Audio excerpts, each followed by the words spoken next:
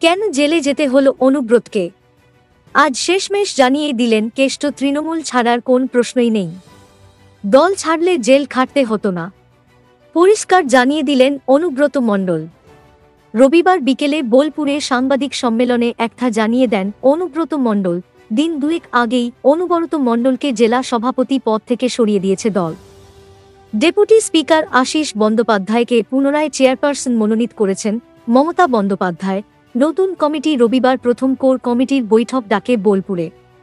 বৈঠক চলাকালীন অনুব্রত মণ্ডলকে ফোন করেন মমতা বন্দ্যোপাধ্যায়। এ নিয়ে বৈঠক শেষে কিছু না বললেও বিকেলে বোলপুর পুরসভার উদ্যোগে ও বীরভূম ক্রীড়া সংস্থার সহযোগিতায় ডাকবাংলো মাঠে সৌরভ গঙ্গোপাধ্যায়ের সম্বর্ধনা অনুষ্ঠানে যোগ দিয়ে সাংবাদিকদের তিনি বলেন, মুখ্যমন্ত্রী আমাকে কোর কমিটির মিটিং ডাকতে বলেছিলেন, কিন্তু আমি বলেছি আশীষ বন্দ্যোপাধ্যায় মিটিং ডাকবেন। তবে মুখ্যমন্ত্রী আশ্বাস দিয়েছেন আমার সমস্ত কর্মসূচি পালন করা হবে। দলের পদ হারানা প্রসঙ্গে অনুব্রত মণ্ডল বলেন, আমার পদ না পেলে অম্বল হবে এমন ধরনের মানুষ নই।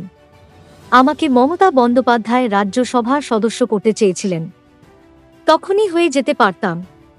আমি মনে করলে এমএলএ, এমপি, মন্ত্রী সবই হয়ে যেতে পারতাম। পদের মায়া আমি করি না, পদ নিয়ে আমি চিন্তা ভাবনাও করি না। মানুষের সঙ্গে থাকাটাই আমার কাজ।